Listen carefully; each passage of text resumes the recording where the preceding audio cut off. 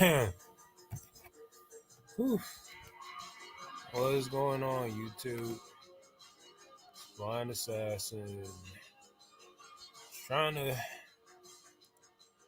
kind of under the weather right now, if you will. Let me see.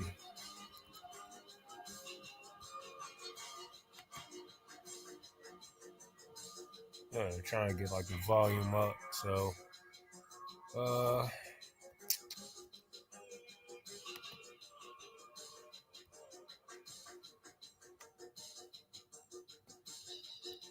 trying to do something real quick.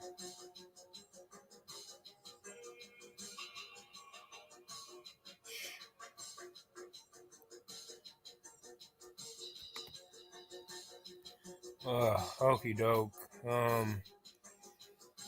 Oh God, I think I'm getting a little bit sick. My throat is starting to get real scratchy on me. Well, I'm doing just fine. It's hard to weather right now. Excuse me. Doop. Man, trying to like get this show on the road, shall we? I'll probably maximize this.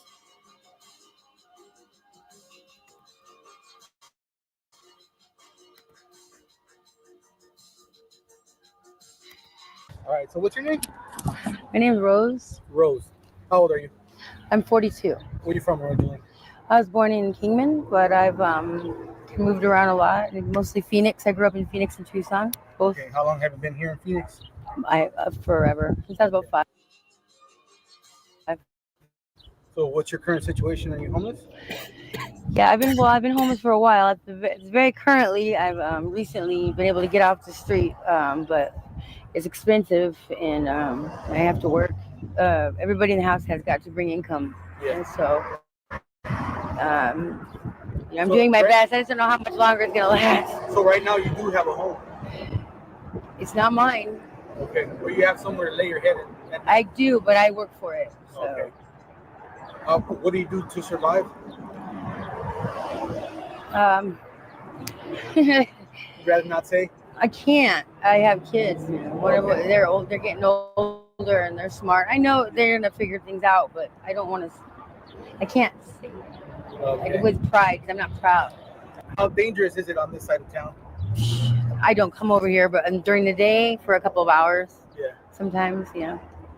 Yeah, I used to be homeless here in the last couple of years, actually. Does it get bad out here? Yes. Yeah. Yeah, this is ugly over here. It gets really ugly over here. What type of stuff have you seen out here?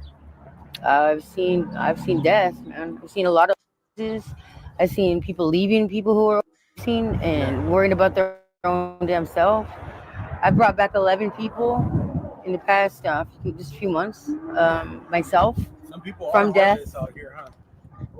I've seen people just walk over other people. They leave their trash. They leave their trash. Like, you know, if you ever want to find homeless people, just look for the garbage. You know. Man, that's crazy. So, is this your first time being homeless?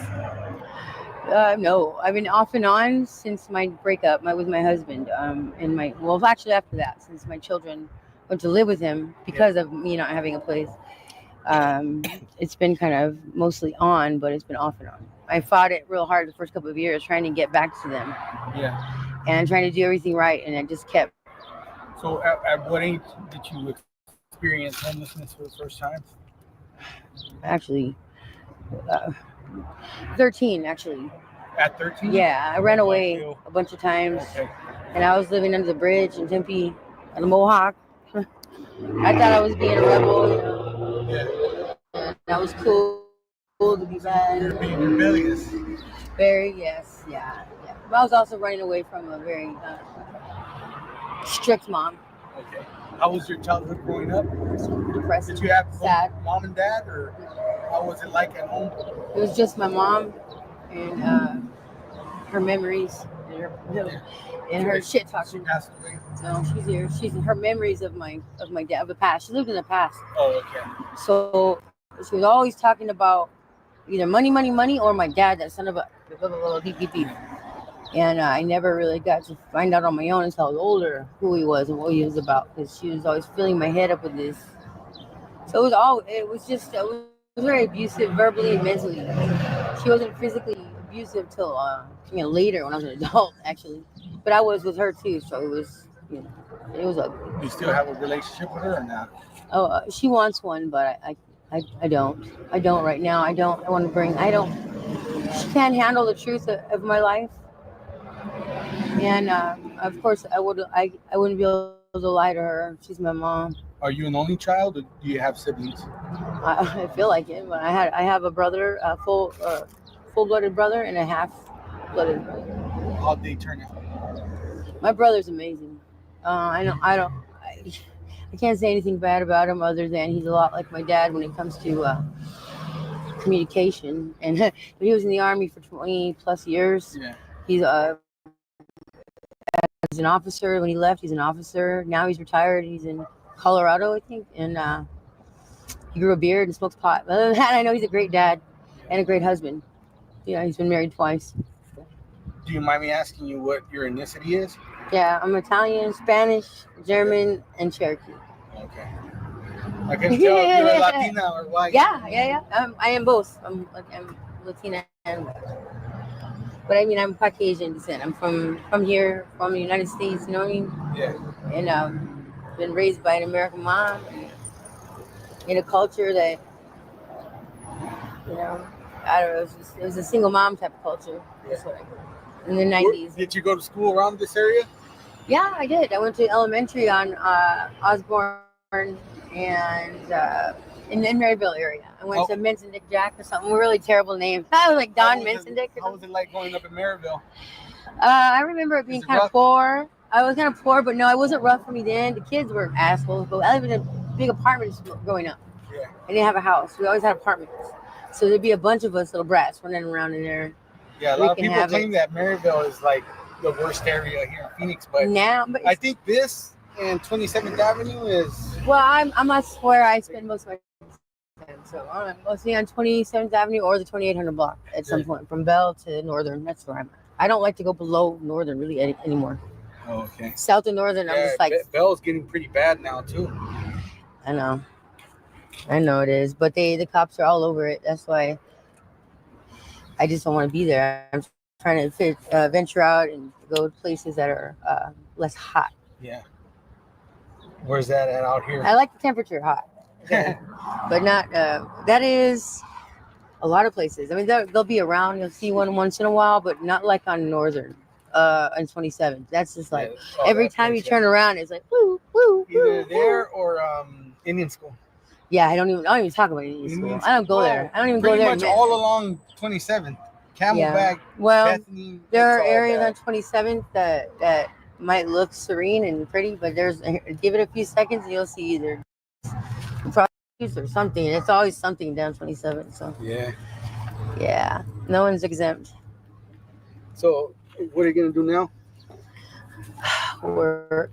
I gotta work. I gotta stop twiddling my thumbs and make some bread today. Okay. How much money are you planning to make out here? Well, I shoot for 200 a day, but that's right now. That's what I'm required to. That's to pay what I gotta pay. My bills. It's rent, and there's a lot of bills to live in a house that big. Yeah. The water, electricity. Seems like every time you turn around, the bills do, huh? Yeah, and I'm not the one who actually deals with the bills. That's someone else. I just give them the money and hope to God that it's enough and that I can stay there longer.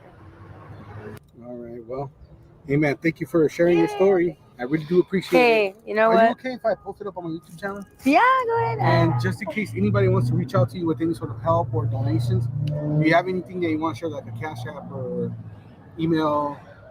I don't have a Cash App. Okay. But I do have a Cash App. I do have a Cash App. Okay. Yeah, I do. I just haven't checked it. If you want, you can give it to me and I'll just post it up on your video. All right. Well, I get or an email. Okay. Okay. All right. We'll figure it out. Okay. All right. Cool. Thank you. All right. You're welcome. Bye.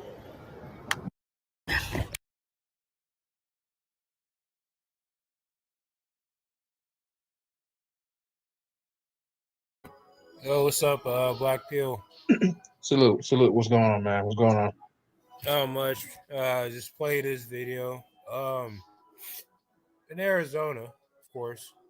Uh, Basically, I don't know, like, why is this woman dressing up like this? And top of that, she has like kids.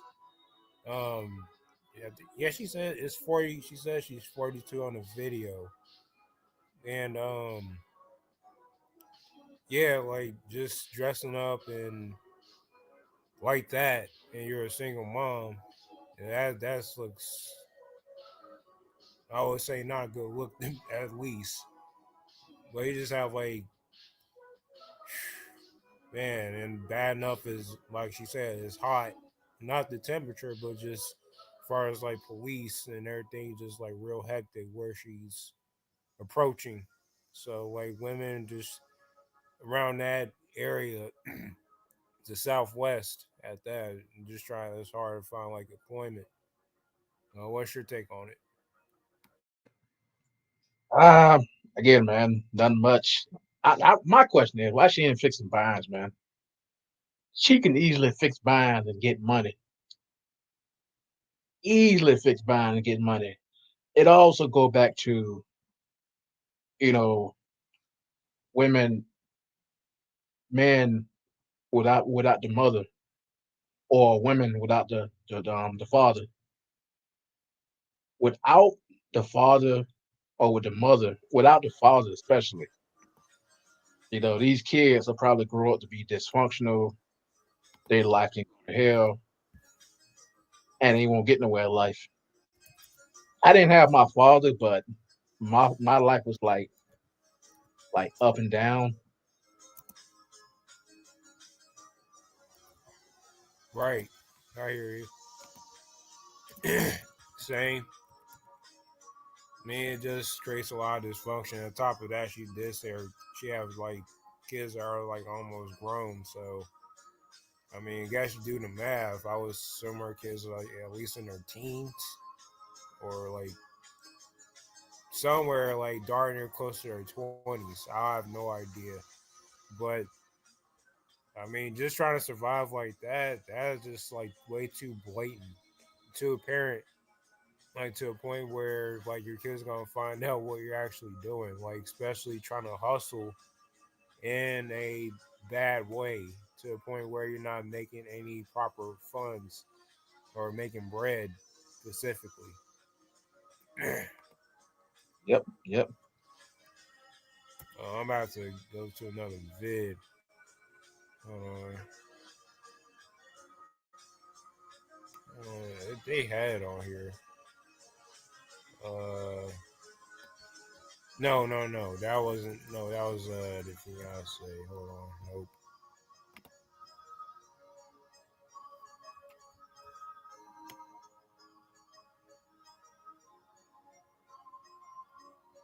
I'm trying to find that video. When I put in the private chat, you can view that last. Yeah, for sure. Um, I was trying to find that. Hold on, let me put like Law and Crime Network.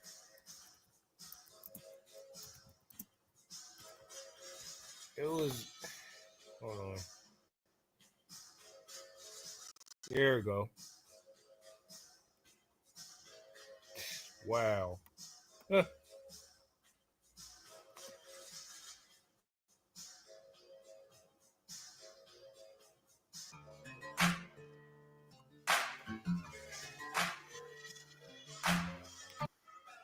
A former MMA fighter who once delivered knockout blows now finds himself on the receiving end of a gut punch. 3 years after admitting to a drug-fueled rage that ended in the murder of his fiancée, Philip Keller has been sentenced to 50 years in prison for killing Alicia Campitelli. Let's dive right in. For Law and Crime News, I'm Kennedy Walker. When you look at pictures of Alicia and Philip, you might see what seems like the perfect couple. Smiling faces, engagement photos, and a future that seemed bright and full of promise. But behind those smiles, behind those perfect moments, things weren't as they seemed.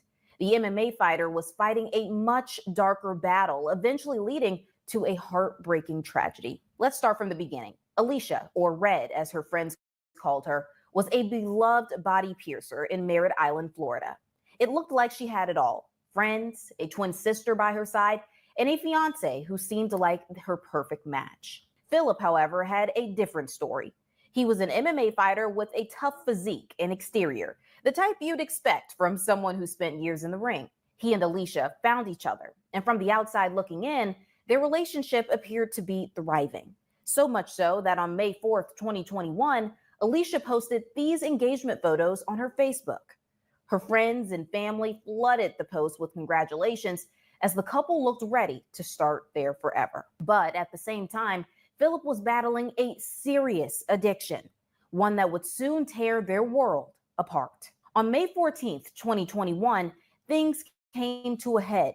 What should have been a simple disagreement spiraled into violence. The next day, police were called to the couple's apartment. When they arrived, they found Alicia dead from a gunshot wound. According to court documents obtained by WKMG TV, Keller was the one who called 911, claiming he had found his fiance's lifeless body and that it appeared to be the result of a robbery gone wrong.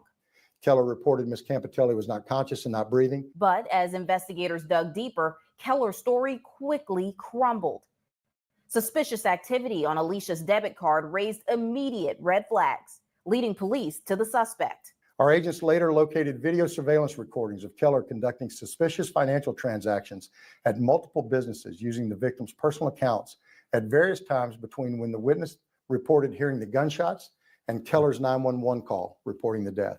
Authorities say Keller withdrew more than $1,400 from Alicia's account after she died, and that he allegedly admitted to sheriff's deputies that the pair had been arguing about Philip's drug use just before the shooting. In the heat of the argument, the MMA fighter allegedly went to their bedroom, grabbed Alicia's gun, loaded it, and then hid it in a closet. But the confrontation allegedly did not end there. According to the affidavit, he went back for the gun, and Alicia followed him. Moments later, things turned deadly. Keller described Alicia trying to protect herself, ducking behind a couch as she allegedly screamed, "Oh God, no," before he fired 2 more shots. Investigators say after the shooting, Keller threw the gun into a canal, but the truth wouldn't stay buried. 3 recorded phone calls revealed his guilt in raw, unfiltered detail. Keller's words would expose the chilling reality of what had happened. In the calls, Keller allegedly said, "I killed her, bro. I killed her, high as expletive. I don't know how I did it, but I can't live with myself knowing that. I'm a piece of expletive. I was super high on Molly." The 43-year-old was arrested and pleaded guilty to second-degree murder, grand theft, fraudulent use of a credit card, and tampering with evidence. He was sentenced to 50 years in prison. Before Alicia read to those who knew and loved her, "The pain of her loss will never fade." And here to discuss this case with me is criminal defense attorney Natalie Whittingham-Burrell. Natalie, you've been a public defender for a long time. What were your first thoughts when you read this case? Well, my first thoughts were how sad and random this was. But it seems that she was just trying to talk to her significant other about his addiction issue, and then he just turns around and shoots her out of the blue like that. It's actually quite heartbreaking because of just the randomness of it. Right. And let's get into, his deal. Right. The defendant took a plea deal and was sentenced to 50 years in prison. But, I don't know if you've been checking on social media. There's been a lot of public debate over whether a crime like this should warrant a life sentence instead.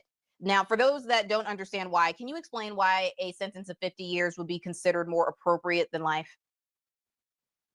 Right. So a lot of the times in cases like this, what's really happening is that the parties, the prosecutor and the defense, are coming to an agreement, and they have to, in order to get the defendant to accept responsibility, sometimes give something up. So that would be normally the life sentence. Most people wouldn't take a plea in exchange for life. They would just go to trial. And then what he's giving up is any possibility of advancing a defense that he didn't know what he was doing because he was intoxicated. And a lot of the times, you know, everyday people understandably don't like the feeling that this is a clear-cut case of murder. This person should go away forever. However, you have to remember that trials are extremely emotionally taxing on the family. They're expensive, they're time consuming. And if you can get a defendant to admit guilt, take responsibility, a 50-year sentence is nothing to sneeze at. Sometimes, practically speaking, that is a life sentence because most people in their 30s don't actually have 50 years left in their life. Now, there is a possibility, you know, with parole and things like that. However, practically speaking, a 50-year sentence is something more akin to a very hefty sentence and nearer to a life sentence. So, yes, it does not feel good to know that he killed this woman in cold blood like that. However, it is a compromise so that you know that responsibility is being accepted. He's not going to be getting out of it. He'll have that on his record forever, and he'll do a significant period of incarceration. Right. And you mentioned earlier that he was under the influence or, you know, when he did this crime. Now, the case involves both a domestic dispute and a drug fueled altercation.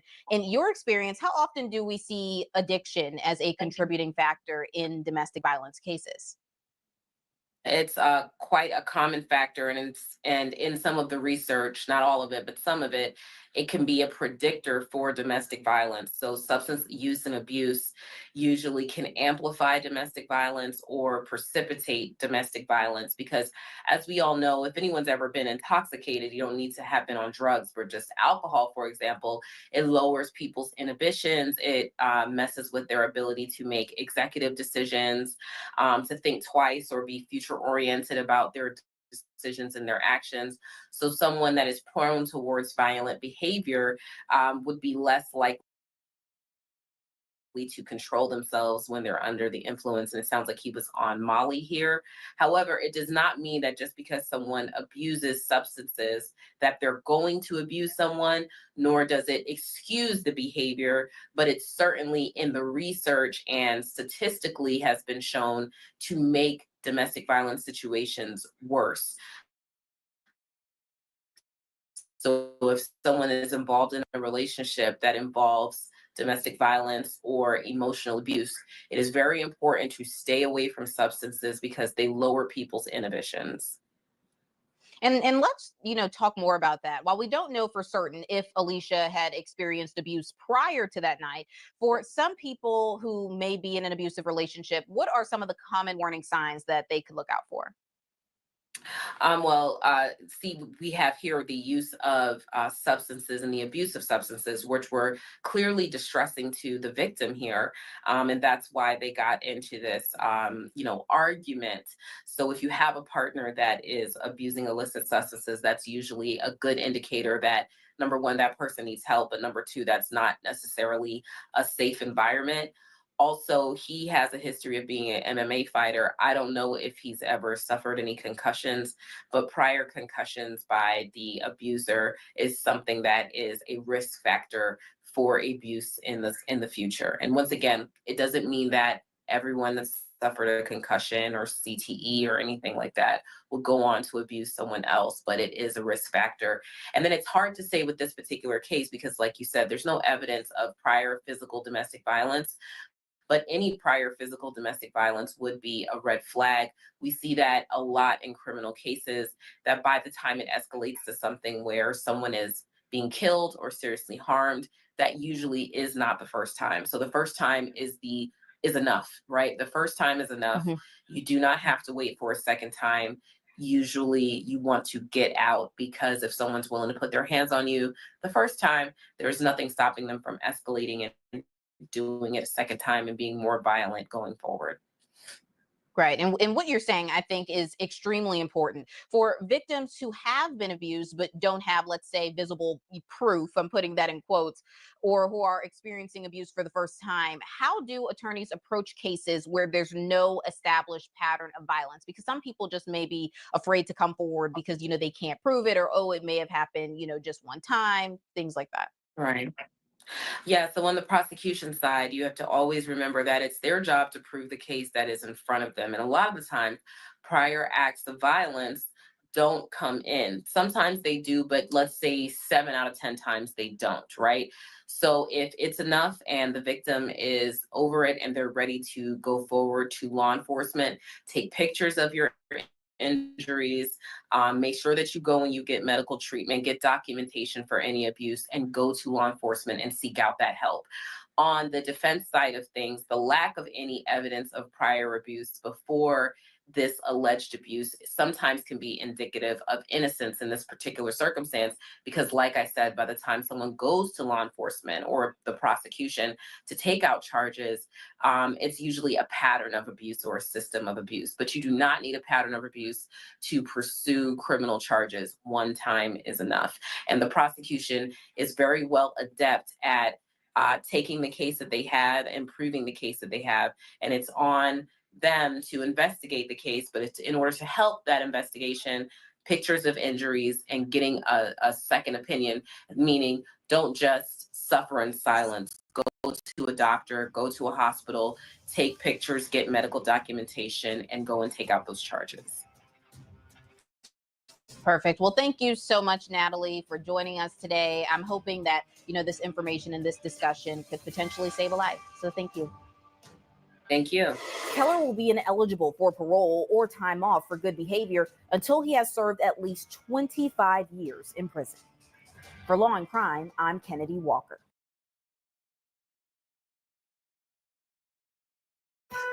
Well, a lot of the lessons we learned from this video, it's too apparent to say. One is basically just live your life and be single.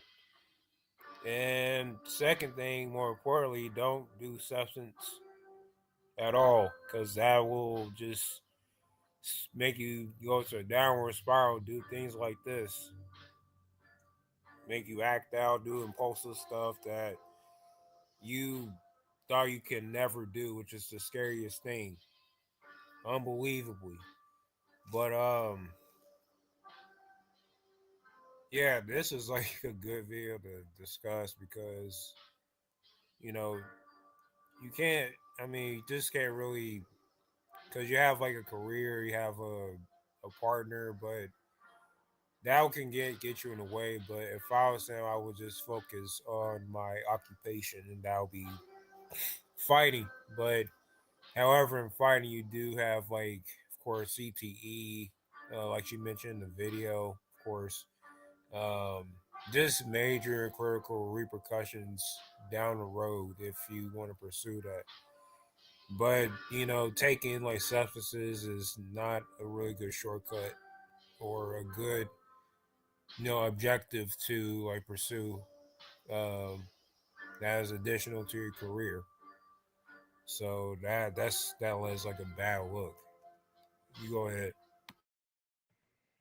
It's like I always say, man. They should have banned substances from America.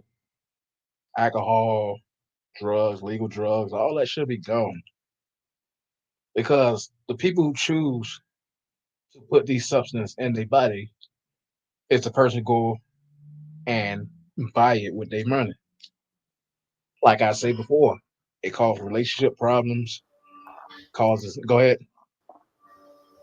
Nah, you good. Keep going. My bad. I was just agreeing. Yeah, it causes relationship problems, it's caused violence, it caused deaths. A lot of people see this and they don't want to come to an agreement and say, okay, this has been going on for decades. Let's ban all this crap out of America. And I guarantee some countries don't have alcohol and drugs and all that other stuff in other countries. Some of them do, Some of them will do, but it's mostly a major problem in America. They should just say, you know what? It's just time to get rid of all this stuff. So this gonna just continue to just cause problems. Far as probably like TRT and all other stuff, it's the same thing. Side effects, mood swings, being violent, it's the exact same thing.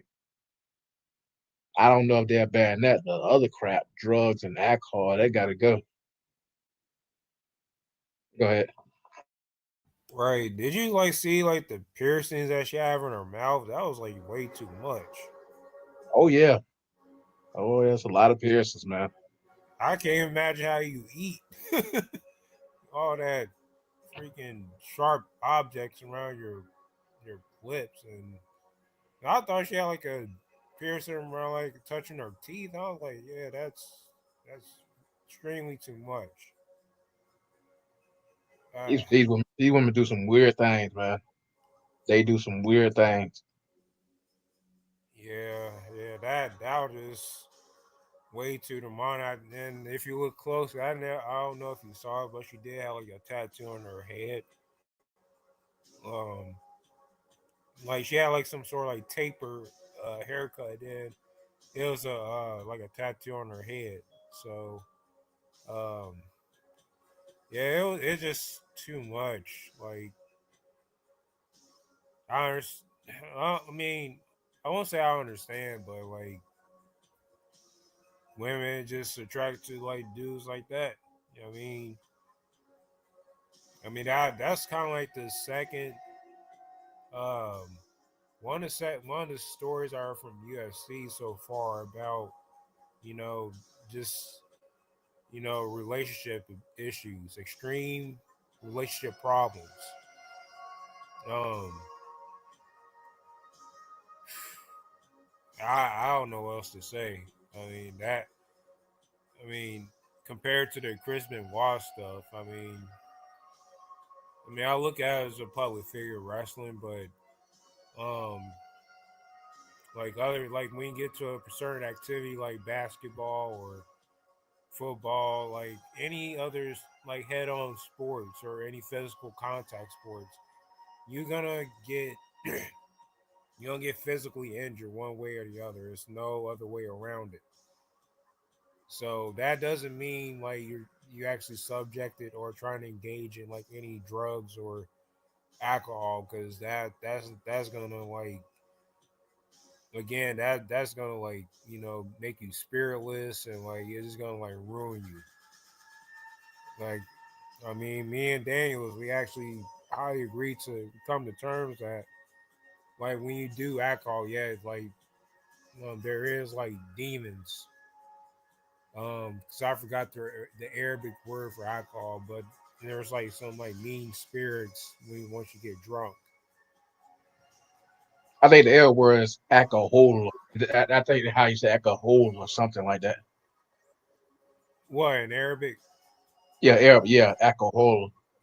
Yeah, I can't pronounce it either, but I know like in ancient times, like whereas like the one of them Arabics when they compose or create like alcohol like that, it's kind of like they invite like evil spirits.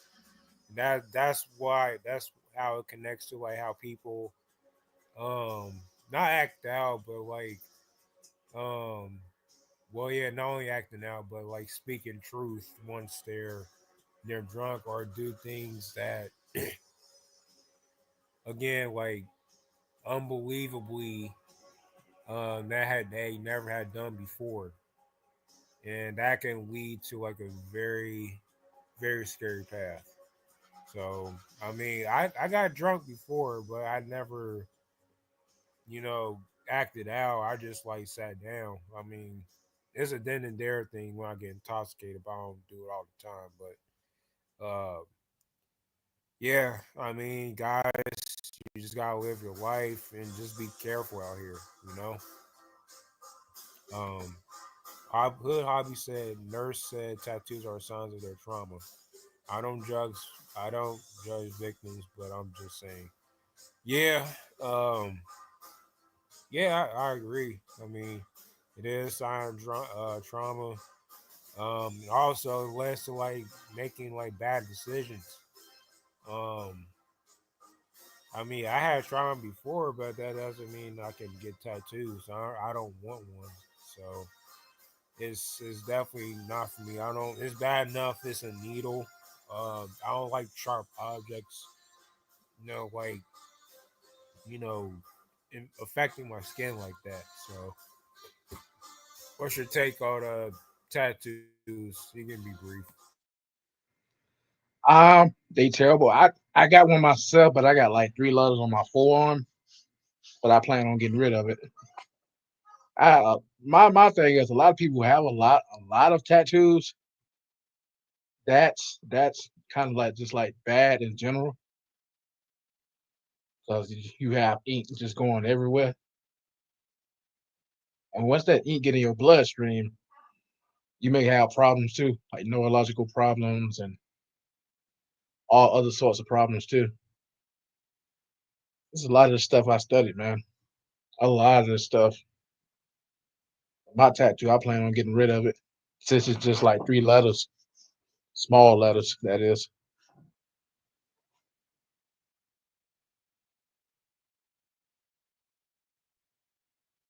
Nigga, Yeah, definitely.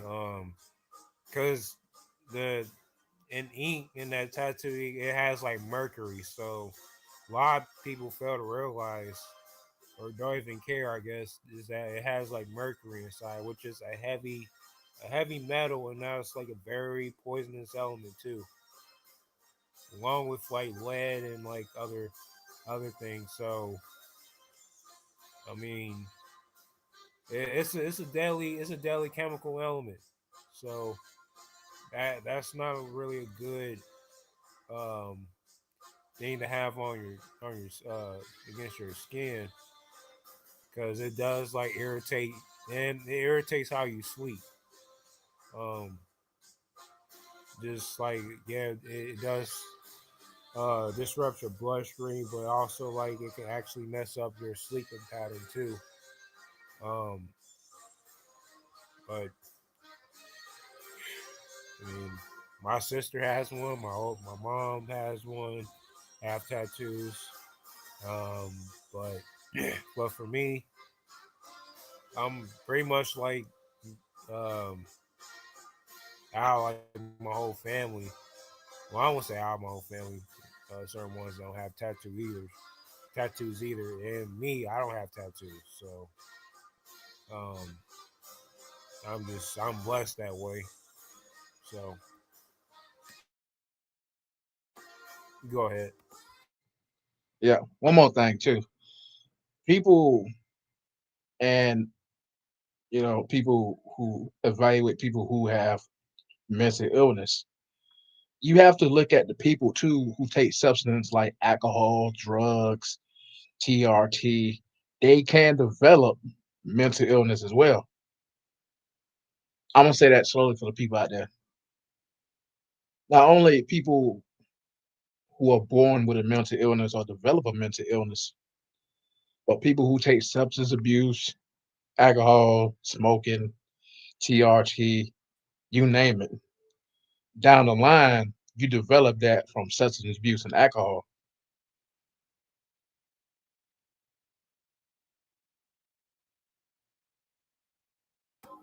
Yup. Yeah, I gotta look up that term TRT. Um, Testosterone replacement therapy. yeah, yeah, that's how Eddie Guerrero passed away. Taking like painkillers. Um, that Painkillers, alcohol. You drinking too. right. I mean, if you look at Pat, even before you look at certain wrestlers before they went to WWF or WWE, like they weren't like roided up until they went inside that the WWE, and it just like kind of and it just resulted to like hospitalization and death. Sorry to say that, but people just you know, athletes die that way. I mean, like it's not a healthy way to carry out your body or carry yourself because at the end of the day, all that stuff is unmanageable. So I'm gonna have to play this video. It's a 30 plus minute clip. So 30, sorry, 30 seconds. My bad. Okay. This took place in well Florida because does say Saint Petersburg. There's a lot of things I be going in Florida. What incarnations, yo? It's crazy. This is a crazy state. Man, I love the air quality down there because I then went down there to the deep south, aka Miami. Very, very good air quality, but man, the people down there is just like off their knockers, yo. Like what in the hell? Okay, let's play this.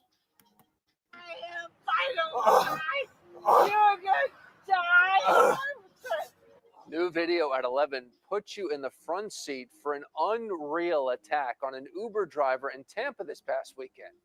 The woman in the back went wild. She was trying to choke the guy, threatened to kill him. At one point, she lunged forward and bit out a chunk of his neck. Eventually, police arrived, some good Samaritans. They got her off him. She was arrested. According to her family, she doesn't remember a thing about the attack. And the driver says he has no clue why she snapped. Cape Coral police.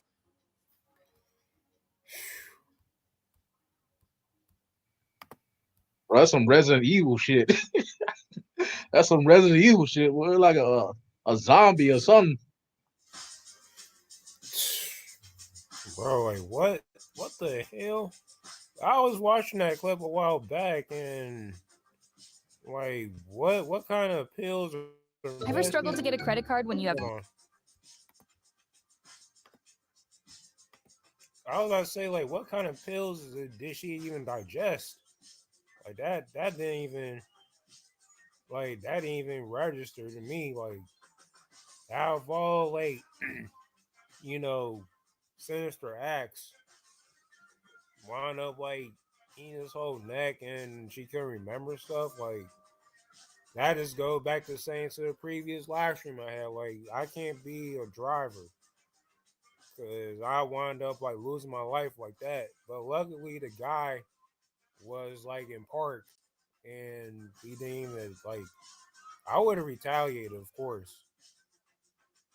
Like I could like if I was I would have elbowed her in her fucking head. I don't even care. Like you ain't about to like put like bite marks on my neck. That that's not going, yo. Like for real. She had no dentures that day, boy. And her dentures in. Would have been some type of Resident type evil stuff, man. You grab your shotgun, man. But yeah, man, either had to be dementia or probably suffering from neurological problems, mental illness. Again, these old Karens crazy too. Yeah, borderline crazy. That was just insane.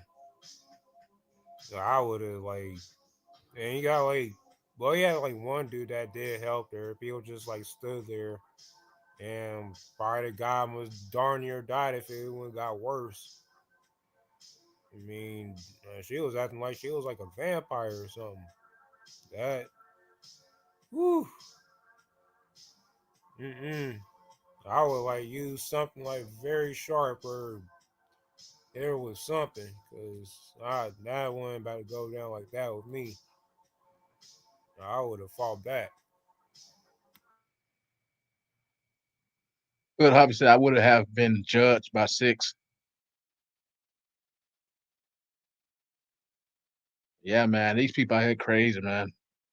These people out here crazy. We don't get on here and just speak nonsense. These people out here losing their mind, man. Yeah, like worse the thing about it is like this is technically white on white crime.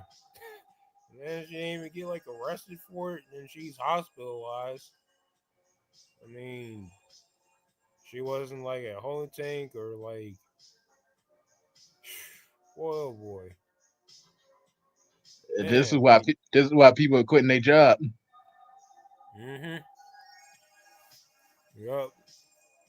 And this is why like men specifically getting like fired because of this or quitting. You have like women just like tacking people and shit. Like, I mean, the opposite sex at that. I don't know what's. I don't know. It's just freaking weird and just led to red flags. And all of a sudden, women get a slap on the wrist for that. Yeah, you got like life fucked up. Excuse my language. Oh, you good? You good? Yeah. I'm about to play that one clip you did put in the private chat. Oh no, I think I pulled it up. Hold on. No. Hold on. Let me click on it again. All right.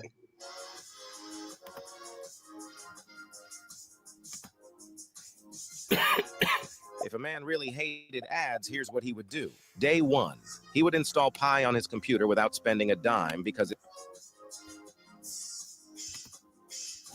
And you said he was shot and is he breathing? No, I don't think so. All right, when did this happen? Like 5 minutes ago. All right. And how many is injured? Is it just him?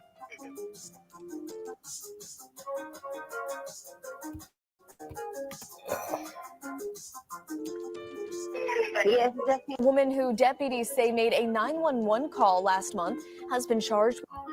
Oh, you know what? I was actually trying to look for this video. Funny enough, Black people. I basically was recently trying to find it because and put it in my future live streams. But that's funny you brought that up because I was trying to look for it. Really, that's crazy. Now, I get these all. Huh? Yeah, I get these videos all the time. I'm not even subscribed to none of these channels. Man, me I still get them.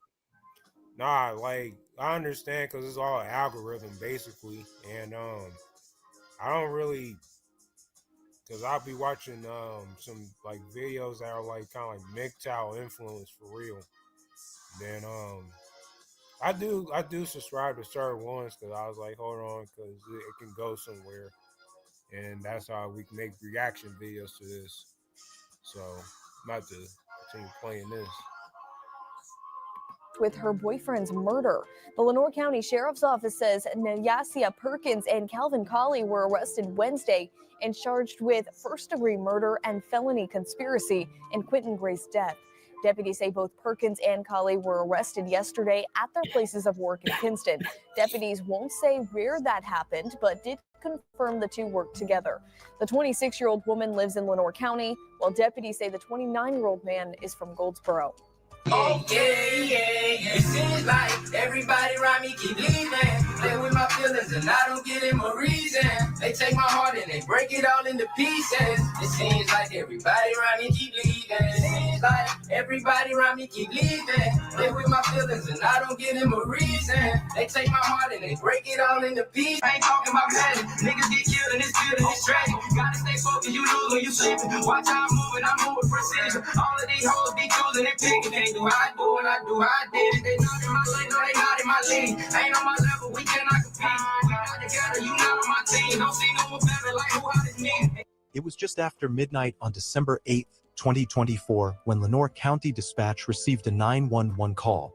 The voice on the other end was frantic, shaken, barely able to string together words between gasps of breath.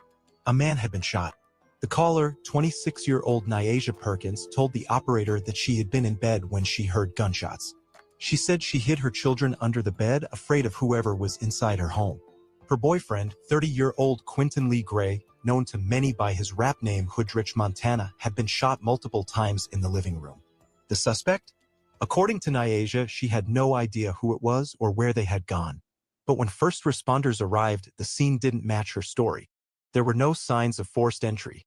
No broken windows, no kicked-in doors. Just Quentin, lifeless on the floor, with his two young sons nearby. At first, it seemed like a tragic home invasion, a robbery gone wrong. but investigators quickly realized the story wasn't adding up. The inconsistencies, the missing details, and the way Nyasha carried herself in the days following the murder all pointed to something else. Something planned. What really happened that night in the quiet home on Sweet Amy Lane? How did a grieving girlfriend become the prime suspect in a brutal murder? And why was her coworker, 29-year-old Calvin Coley, arrested alongside her just weeks later? Stay with us as we uncover the truth behind a case that sent shockwaves through Lenoir County, North Carolina, a case of betrayal, deception, and premeditated murder. Welcome to True Crime Stories HQ. If you love gripping real crime stories, subscribe and hit that notification bell because what we're about to reveal will leave you questioning everything. Quentin Lee Gray was a man with big dreams and even bigger responsibilities. At 30 years old, he was on a path that many in his community recognized, trying to balance the weight of ambition with the reality of fatherhood. To his friends and fans, he was Hoodrich Montana, a rising rapper in North Carolina, working hard to make a name for himself in an industry that doesn't hand out success easily.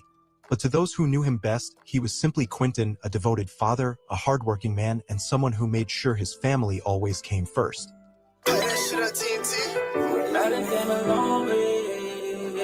That's why I'm going harder and harder and harder and harder. I've been going hard, but I gotta go harder. I done came far, but I'm trying to go farther. I've been going hard, but I gotta go harder. I done came far, but I'm trying to go farther. I've been going hard, but I gotta go harder. I done came far, but I'm trying to go farther. I've been going hard, but I gotta go harder. I've been came far, but I'm trying to go farther. I had to aim for the stars, cause I came from the block. I'm certified, they heard a lie, here they think that I'm not. Went from the bottom, now I'm falling, now my name on the top. And I be shining, I got diamonds in my... Quentin grew up in La Grange, North Carolina, a small town where everybody knew everybody. Life wasn't easy, but he never let that define him. From a young age, he was drawn to music, rhythm, and storytelling, using his experiences to shape his lyrics. He had the voice, the drive, and the hunger, but more than that, he had two little boys depending on him. For Quentin, Gianni and Amiri were everything. Friends say he was the kind of father who was always present, playing outside with his boys, taking them places, making sure they knew they were loved. He didn't just talk about being a dad, he lived it. Even when money was tight and things got tough, he always made sure his children had what they needed. His goal wasn't just to make music, it was to create a better life for them. He spent long nights writing lyrics, recording tracks, and planning his next moves, hoping that one day his music would take off and provide him with the kind of success that would allow his family to thrive. But dreams can be fragile, and in a town where opportunities are scarce and struggles are plenty, Quentin knew that success wouldn't come easy. He stayed focused, kept grinding, and tried to avoid distractions. But some things you can't see coming, especially when they come from the person closest to you. His life with Nyasha Perkins, a relationship that wasn't what it seemed. Quentin had been in a relationship with Nyasha Perkins for years. Together, they had built a life in their quiet home on Sweet Amy Lane, raising their two boys under the same roof. From the outside looking in, they were a family just like any other. Social media showed happy pictures, loving captions, and birthday celebrations. Nyasha posted about their relationship, often calling Quentin her everything. But behind the carefully curated images, things weren't as perfect as they seemed. There were arguments, tensions that built over time, and issues that neither of them addressed openly. While Quentin focused on his music and his children, those close to him say the relationship was beginning to feel strained. There were whispers of jealousy, of resentment, of things unsaid but felt in every glance and every argument. Even so, Quentin stayed. He believed in family, in working through problems, in keeping things together for the sake of their boys. But Nyasha? She had other plans. And in the weeks leading up to his murder, her actions spoke louder than any words ever could. She wasn't grieving the loss of a relationship. She was planning something else entirely. Quentin didn't know it, but his fate had already been sealed. And the person responsible for it slept just a few feet away. It was just after midnight when the Lenoir County Sheriff's Office received a frantic 911 call. The voice on the line was Nyasha Perkins. Shaking, panicked, breathless. And is he breathing? No, I don't think so. All right, when did this happen? Like 5 minutes ago. All right. And how many is injured? Is it just him? Yes, it's just him. All right, and how many suspects were involved? I don't know, sir. I was there with my bed and I just heard gunshots. I put them under the bed. Where's that suspect at now? Do you know? No, sir. A child could be heard crying in the call's background. Now, neighbors told WITN that Gray was the father of 2 boys. The woman who told 911 that she didn't know where Gray was shot as he was lying on his stomach. Now, deputies have yet to release any information on a suspect or a possible motive. The call lasted less than 2 minutes. A desperate plea for help, a scene of chaos unfolding. But when authorities arrived at the house on Sweet Amy Lane, what they found didn't match Nyaja's story. Quentin Lee Gray lay motionless in the living room, shot multiple times, blood pooling beneath him, his body positioned unnaturally as if it had been staged. His 2 sons, Gianni and Amiri, just children, were still inside the house. Deputies swept the home, searching for any sign of an intruder, any sign of a break-in, a struggle, a forced entry. But there was nothing. No broken windows, no doors kicked in, no sign of anyone forcing their way inside. The only people in the house were Nyaja and the 2 boys. From the start, something felt off to investigators. Nyaja was shaken but composed. She answered their questions, but her story had gaps, pauses where they shouldn't have been, details that seemed uncertain. She claimed she had been asleep in bed with her children when she heard the shots. She didn't see who did it. She didn't know where they went. And yet, there were no footprints leading away from the house. No signs of anyone running. No missing valuables. Whoever shot Quentin had been let inside. Or maybe they had never left. The next day, Nyaja took to social media. Her first posts were filled with grief, words of loss, of love, of heartbreak. "It's about that time, bae. I'm glad I gave you your flowers while you were here. I love you, thank you for everything. Me, Gianni, and Amiri love you. I wish this never happened to you, Hoodrich, Montana." Friends and family flooded the comments. Condolences. Shock. Questions. But then, just 2 days later, something changed. Her tone was no longer one of mourning, it was anger, control, exclusion. "Everybody that think they going to be at Hoodrich, Montana service y'all not. He only F *** ed with a few and they know who they are." The shift was sudden, almost as if her focus had moved away from loss and onto something else. People started to question it. Was this grief? Or was this guilt? Why was she so quick to take control of his memorial, shutting people out? Why did her words sound more defensive than mournful? The people who knew Quentin best, his friends, his family, the ones closest to him, couldn't shake the feeling that something wasn't right.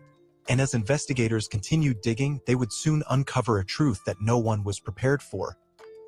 From the moment police arrived at the crime scene, something didn't sit right. Nyaja Perkins had painted a picture of a terrifying home invasion, a random act of violence that had left her boyfriend dead and her children hiding in fear. But the evidence told a different story. No forced entry, no broken locks, no shattered glass. Whoever pulled the trigger didn't force their way inside. They were let in. The crime scene was too controlled. There were no signs of a struggle, no furniture overturned, no chaos. Just Quentin's lifeless body in the living room, positioned too perfectly for an ambush. The murder weapon was missing. In a typical break-in gone wrong, a suspect would flee quickly, often leaving behind some form of evidence. Here, the killer had time. As investigators pressed Nyaja for more details, her story started shifting.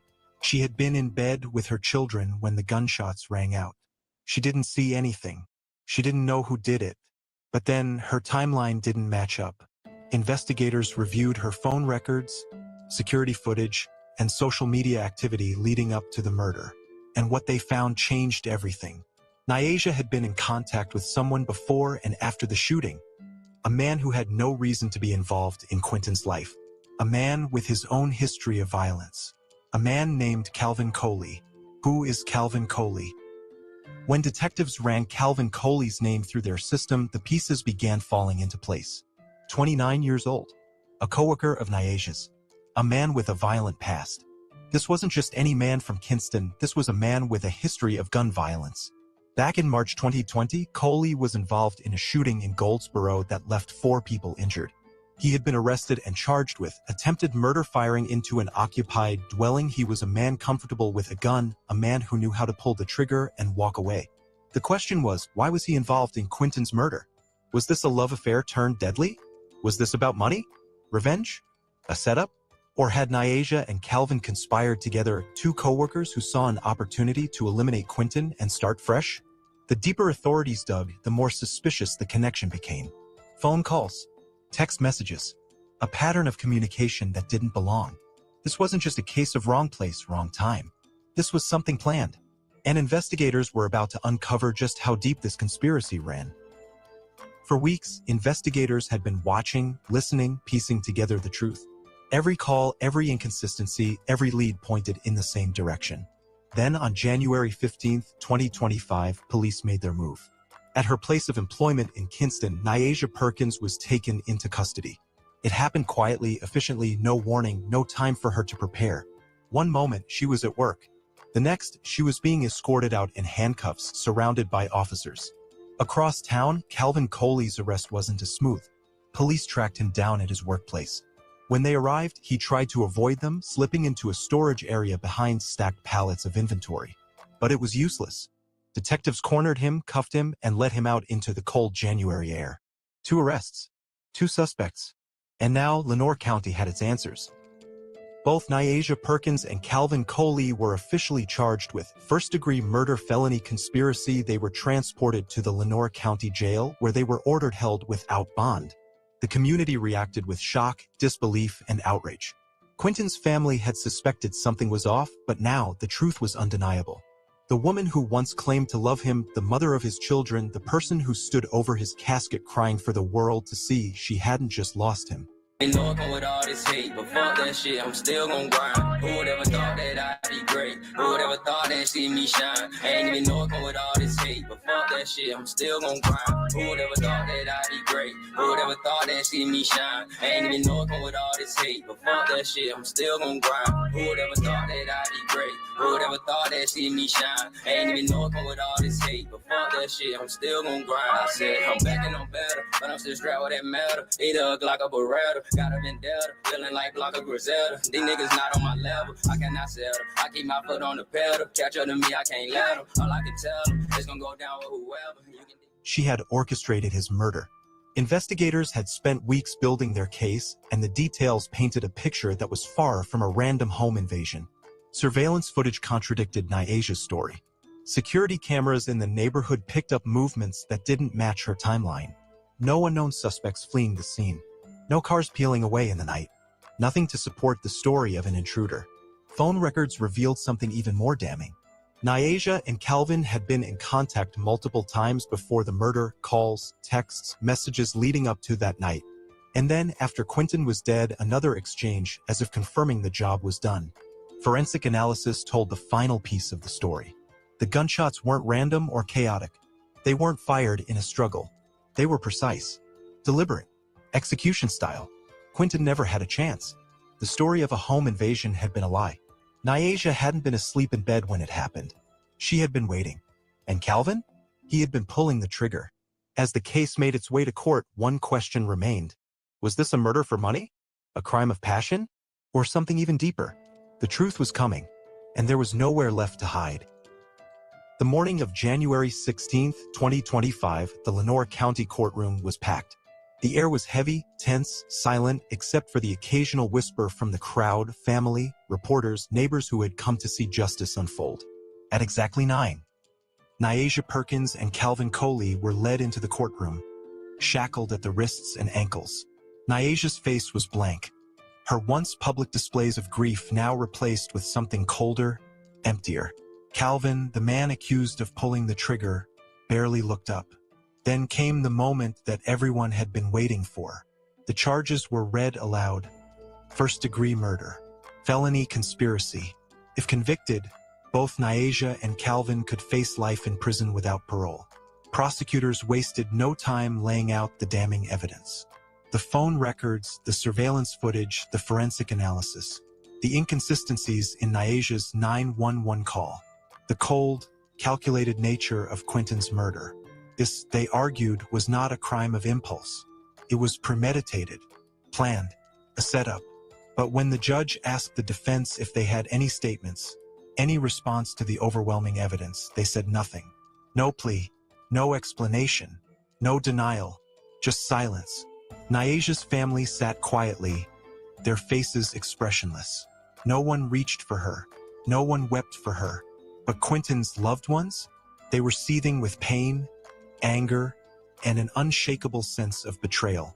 His mother wept in the front row. His friends shook their heads in disbelief. And his two young sons, the ones who had been in the house that night, were left without a father. Nyasha had taken away the man who loved them the most. And for what? The community reacts. News of the arrests and court hearings spread fast. Quentin had been well known, not just in his neighborhood, but throughout Kinston and La Grange. His fans, his friends, even strangers who had followed his music, they all had the same question. Why? Why would Nyasha orchestrate the murder of a man she had shared a life with? Why would she post tributes online, only to be exposed as the one behind his death? And Calvin, what did he gain from this? There were rumors, speculation. Was this about money? A new relationship? A debt unpaid? But one thing was certain, Quentin was gone. His children were now fatherless. His dream of success had been stolen.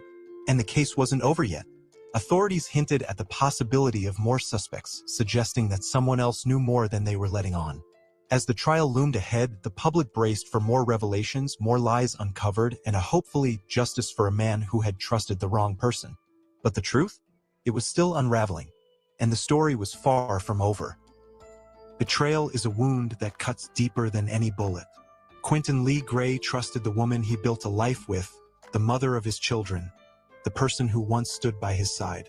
But in the end, she wasn't his protector. She was his downfall.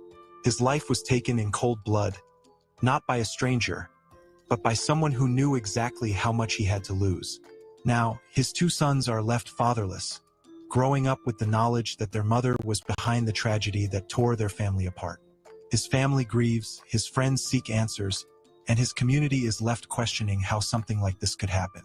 What drives someone to commit such a cold and calculated betrayal? Was this planned from the very beginning, or did something push Nyasha and Calvin over the edge? We want to hear your thoughts. Do you think justice will be served? Do you believe there are more pieces to this story waiting to be uncovered? Let us know in the comments below, and if you want more gripping true crime stories like this one, hit that subscribe button and turn on notifications, because the truth isn't always what it seems. And sometimes the most dangerous people are the ones you trust the most.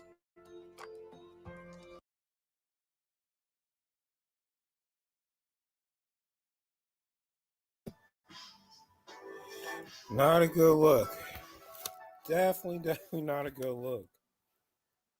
You faked a freaking home invasion or a break-in. And not only that, now she's in jail. He's in six, like basically unalived. So where would the kids go? This is like a nightmare, bro. And that just like blew my mind. So this is apparently like a new relationship, but that relationship won't even exist because now they're behind bars. Man, this is like you can't make this stuff up. I can't really. That's why I can't really be in a relationship and top of that have kids because my life is on the line and you playing Russian roulette. And on top of that, you've been thrown to the wolves, if you will. Like, you never suspect things happen like that because women, it sounds like a murder for hire in a way. Don't you agree? Yep. It totally sounds like she hired a hitman in a way. Because, like, you can't, like, have, like, somebody button in a relationship, then you actually delete somebody. Then nobody gonna, like, you gonna throw it under the rug and nobody won't hear about his last time they saw him or something. Because when that was such a dumb move too, because why would you say, well, call 911 and somebody faked the break in, because that really backfired, very fast, if you ask me, because you can't really like play down long and need to you can't really bamboozle police like that, because they're gonna figure out things, especially it's just like so much technology that's like invented. You can't play dumb with the police. You have to be really, really smart. And the boyfriend that got killed and deleted by that dude, mm-mm. They thought it was Bonnie and Clyde on that one. Go ahead. I can't stress this enough. Black men especially. Be by yourself. Be single. Don't have kids with these women. It seemed like when we spread this message, it seemed like, oh, they can't get no woman, they can't get the box. It ain't about getting the box. It ain't about getting these women. It's about living your life long term. So the reason why these guys don't live very long is because they made the decision of getting these women in their life, these 304s. You know damn well these 304s don't care about you ninjas. You see it time and time again throughout history that these women want us gone. They don't want us happy. They don't want us to live a luxurious life. They don't want that. Now, you ninjas who have kids with these women, you think that, okay, it's benefiting me. No, it's not benefiting you. It's added stress, added problems. As you can see in that video, she got another man, and these men have no problem. Another man have no problem deleting you. Another man, and now your life is gone. And the reason why I'm blaming the dude that with this 304 is fixed binds, then leave. Relationships dead, marriage is dead, having kids with these women are dead. We preach this for a reason. And the guy that killed the husband, what were you trying to get out of it? The box? That's the only answer I know is the box.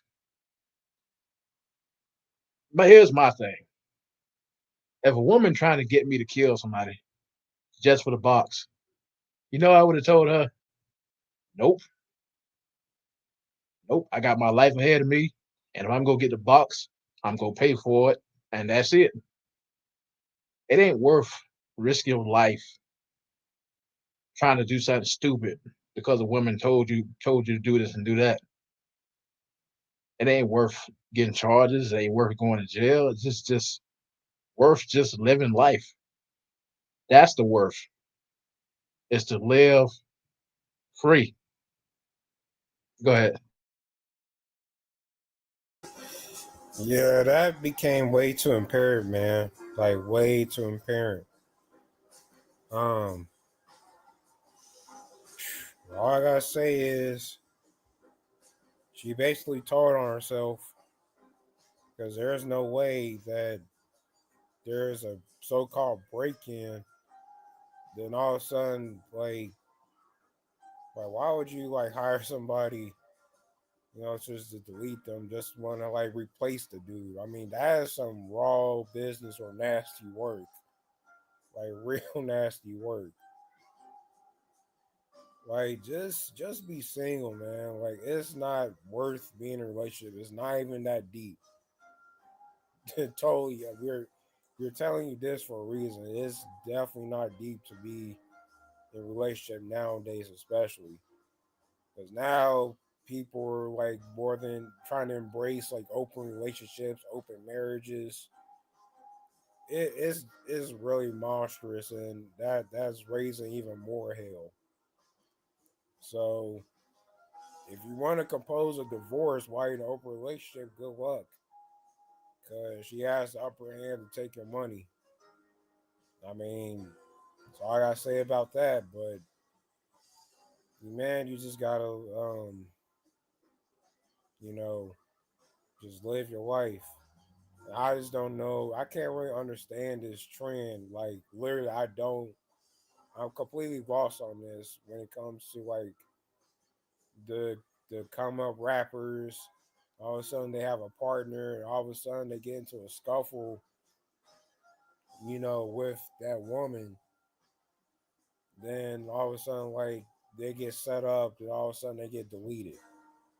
Like, what? This is like the utmost, like, strangest and effed up trend I ever, witnessed in my entire life. This is like really unheard of. Cause I don't want to see people just get deleted. Like if you work on your craft, like just it's best to like work with like minded people, but don't try to like have like an additional person, aka a relationship in your life that doesn't benefit you. About to play another clip, Black Pill Daniels. I think I'm done talking about this subject. It's one more thing I want to say. Go ahead. Again, this is the reason why we get on here and preach what we preach. I don't mess with these Keishas. I don't mess with women, period, unless it comes to service or fixing binds. That's it. That's the reason why I make things more strict in my life, especially when it comes to women. So why not you guys do the same thing? Oh, because you think a woman an angel and she important. Not really, no. But go ahead. Like, but you see what I mean, though. You seen the power, right, Black Pill? You know what I mean? Like you see rappers like come up rappers at that getting deleted. Like either by their friends or like their partner. You know what I mean? Like it's been happening like for a long time, and this take back like the 2010s or better yet like the 90s.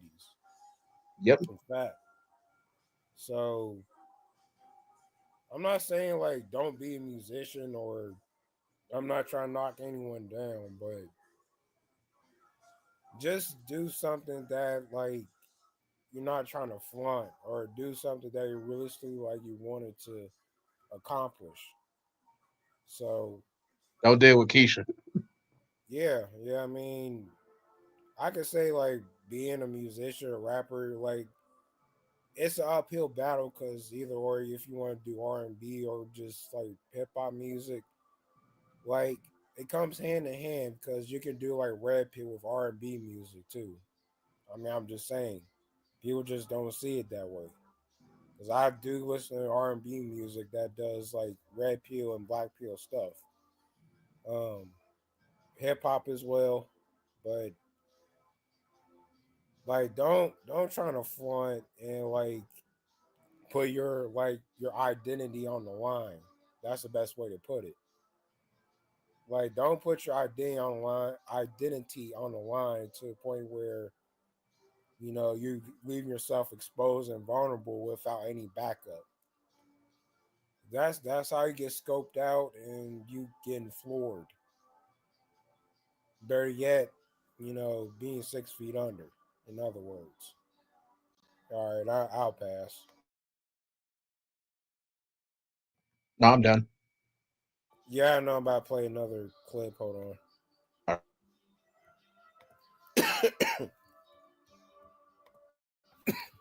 me. Every single day you fighting and you tired of feeling pain. People never really understand because y'all not the same. You don't get the picture because it's like they cropped you out the frame. Now you got a pistol that's loaded and pointed at your brain. Put the gun down and listen to me quick and picture this. People at your funeral, your family crying, having fits, but you probably never thought that you would be the one they miss. Understand that your life is special like an angel's kiss. If you're feeling like that you need help, you should come and ask. Put yourself first and never let nobody put you last. Every day above ground is blessed. Do not let it pass. And the real always die young. They always go too fast. Moving through your life and you just trying to find your place. Never think bad about yourself and never self-hate. You the perfect version of yourself that God chose to make. Just remember that, and we all know that God don't make mistakes. I salute and I see everything that y'all going through. Y'all be going through the most pain, but still can play it cool. But you're not alone at all, and I'm always here for you. I just hope these words touch you. That's the least that I can do. The defendant is not guilty. Tampa rapper Billy Adams beat 2 murder charges in January, and days later, prosecutors say he gunned down his pregnant girlfriend, Alana Sims. This is the story of Billy Adams, a rising Tampa rapper who went by the name Ace and H. Just days after being acquitted in a double murder case, he found himself in the spotlight again, this time as the accused killer of his pregnant girlfriend, Alana Sims. The 22-year-old mother believed she was meeting Adams to celebrate his acquittal for double murder, only to be shot to death beside her car. Did Billy see Alana and their unborn child as obstacles to his freedom? Or was there something even darker lurking beneath the surface? As the case unfolds, shocking details emerge, exposing a chilling pattern of violence and deception. Welcome to Crime Corner. Subscribe and hit the bell icon for more stories. This story takes us to Tampa, Florida, a vibrant city on the Gulf Coast known for its bustling nightlife, thriving music scene, and deep cultural roots. Tampa is home to historic neighborhoods like Ybor City, where the echoes of cigar factories and Latin heritage still linger. But behind the sunshine and palm trees, Tampa, like any city, has its share of crime, some cases more shocking than others. At the center of this story is Billy Adams, a 25-year-old aspiring rapper who performed under the stage name Ace and H. Born and raised in Tampa, Billy grew up in the city's urban neighborhoods, where he developed a passion for music. You put me on any beat, I'm guaranteed to spaz out. I make money in any condition, I'm a cash cow. Skip the line ahead of you niggas, I took the fast route. I did what they couldn't do, probably why they so mad now. And I keep it solid, start to finish, put my heart up in it. And I'm dope, just like what you going cook up in the kitchen. Money talks, if it ain't about a profit, I don't listen. Need a suit and tie with a briefcase. I handle business, working and grinding, making the way I never lost hope. Tell them niggas with this rap shit, I want all smoke. Pushing bullets down the op's throat, make them all choke. We can't even rob them for $1, cause they all broke. And they making weak diss songs and they can't rhyme. Pulled up, everybody scrap, throwing gang signs. If I pop it, everybody shooting at the same time. Really in the field, I be posting on the main line. When you elevate, they gon' hit you every type of way. That sound like LMA, get the singing with them chopper spray. I don't hesitate, give me the ball, I make the play. Check my resume, been doing this since a young age. Yes, I'm solid as a brick, I don't never fold. You pillow talking grown man, acting like a hoe. I change guns every day like I change clothes. You changed up on the gang and you broke the code. He was known for his gritty lyrics and raw storytelling, drawing inspiration from street life and personal experiences. Despite not reaching mainstream fame, his YouTube channel garnered a modest following, attracting over 8,000 subscribers. Friends and acquaintances describe Billy as charismatic but unpredictable. On the surface, he presented himself as confident, even ambitious. However, beneath that exterior, he exhibited signs of manipulation and emotional detachment. His actions suggested a man who valued his personal freedom above all else, unwilling to be tied down by responsibilities, especially those that came with relationships and fatherhood. In Billy Adams' life, there was an individual who played a significant role, Alana Sims, his girlfriend. The two were in a relationship, and it is believed that Adams was the father of Alana's unborn child. Their connection was one that came with both hope and challenges, as Alana was 5 months pregnant and preparing for the responsibilities of motherhood once again. Alana Sims was a young woman full of life and love. At 22 years old, she was already a mother to her 18-month-old toddler son, who was her world. She was described by her family as a bright, caring person who would do anything for those she loved. Her pregnancy brought anticipation and joy as she prepared to expand her family. Alana was looking forward to her future, unaware of the tragic fate that awaited her. On January 30, 2023, Alana was found shot to death beside her SUV in the 10700 block of Pictorial Park Drive, located in the new Tampa subdivision of Easton Park. The young mother, who was 5 months pregnant, had suffered fatal gunshot wounds to her upper body. Her 18-month-old son was discovered unharmed inside the vehicle. The case quickly took a shocking turn when investigators arrested her boyfriend, Billy Adams, just days after his acquittal in a separate double homicide case. Alana had reportedly believed she was going to a party celebrating Billy's acquittal. Just 3 days prior, on January 27, 2023, Billy had been found not guilty in the 2020 murders of Trayvon Albury and Daniel Thompson at a Lutz recording studio. Yeah, I'm in this bitch with a couple killers, man. Billy Adams is known in the rap world as Ace and H. But in the real world, he is a double murder defendant. In November of 2020, Adams is accused of gunning down 2 men in a converted recording studio in Lutz. Investigators say Adams is a gang member, and they believe the shooting was connected to a gang feud involving weapons and money. I was facing my computer, and I heard 2 gunshots. Joseph Meeks owns the studio and witnessed all of it. He testified during Adams' bond hearing. What did you see? Basically, all I seen was the people not moving and Adams standing there with a gun. Aside from being a rap artist, Adams graduated from USF with a bachelor's degree in science in management. The judge agreed to release him on bond with conditions that include house arrest and an ankle monitor. But now Adams tells the court he and his family are sitting ducks after receiving several threatening text messages. Your whole family's gonna die. We want you first, then we want your brothers, then your parents.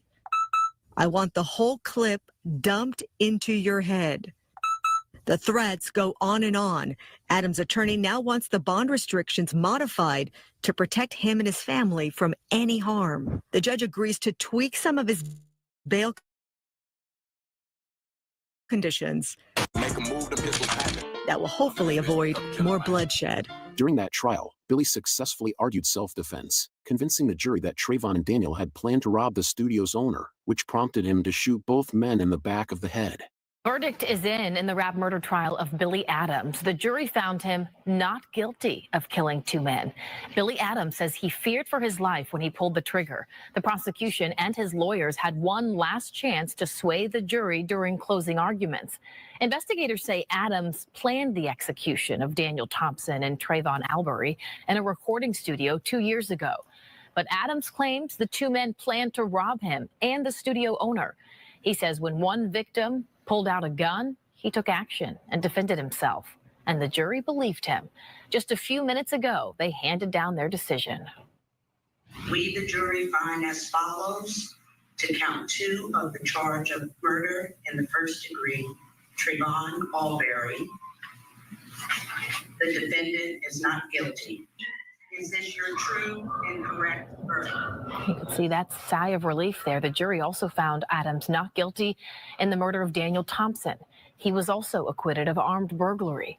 Adams looked relieved, but he stayed composed during the verdict. He is now a free man.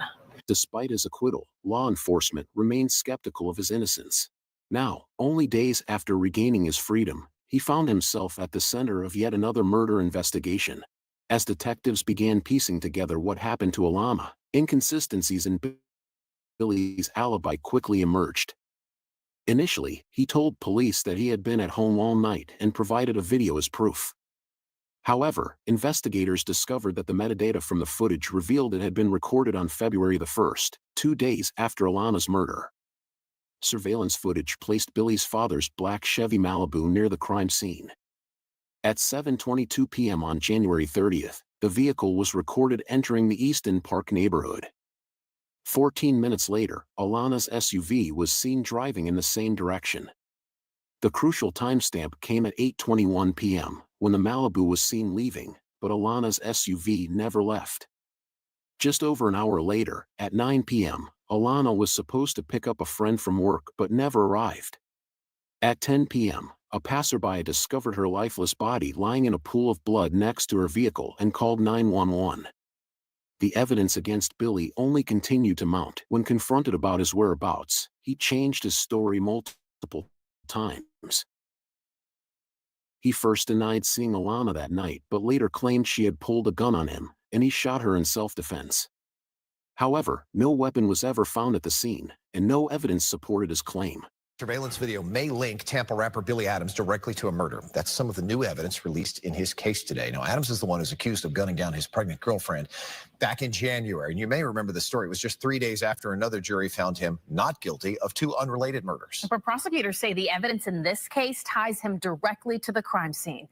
The defendant is not guilty. Tampa rapper Billy Adams beat 2 murder charges in January, and days later, prosecutors say he gunned down his pregnant girlfriend, Alana Sims. Her body was lying next to her car in Easton Park, a Tampa subdivision. Sims' toddler was found asleep in his car seat. Police say he wasn't injured. Adams was arrested and charged with her murder and that of her unborn child. But new evidence released in the case shows how investigators quickly began building their case against Adams. At first, he denied leaving his parents' home the night of the murder, but the evidence shows something different. Surveillance video captured a black Chevy Malibu leaving the crime scene right after the murder. It was later linked to Billy Adams. Inside the car, they found 2 live 9mm rounds, and that's not all they discovered. At the home of Adams' parents, a Ring camera captured the black Chevy Malibu parked in the driveway shortly after the murder. After being confronted with this evidence, Adams changed his story and admitted driving the Chevy Malibu that night. Detectives also discovered damning text messages between Billy and a woman named LaKenya the day before the murder. LaKenya was reportedly upset about Alana's pregnancy, and Billy assured her that he would take care of the situation. He sent a chilling message stating, "Tomorrow this shit done." LaKenya, seemingly realizing what he meant, replied, "This ain't the way, baby." This exchange strongly suggested that Billy had premeditated the murder. Prosecutors believe Billy lured Alana to the remote neighborhood under the false pretense of attending a celebration, only to execute her upon arrival. His alleged motive was his unwillingness to have a child with her and his desire to sever ties permanently. On February 8, 2023, just 9 days after the murder, the Tampa Police Department arrested Billy at his parents' home in New Tampa. He was charged with first-degree murder and the killing of an unborn child by injury to the mother. This pregnant mother had her entire life ahead of her with her kids. That's until her boyfriend, who's accused of killing her, snuffed out her future. Billy Adams lured Alana Sims with a promise of a party days after he was acquitted of double murder. One juror tells us they knew he would kill again. What exactly brought this juror to come forward? Mark, the juror decided to speak with us given the publicity of the case because he wanted people to understand their role. He says it was a horrible feeling to see Sims' death happening just days after Adams' acquittal. January 27, 2023, more than 2 years after being charged with the murders of Trayvon Albury and Daniel Thompson. State of Florida versus Billy Adams III. Billy Adams would hear the jury's verdict on murder charges. On count 1, the defendant is not guilty. On count 2, the defendant is not guilty. Visible relief on Adams' face, but now we know the jury wasn't exactly comfortable with its decision. I want to make clear that no one on the jury actually believed Billy Adams' testimony, but we didn't have to believe his testimony.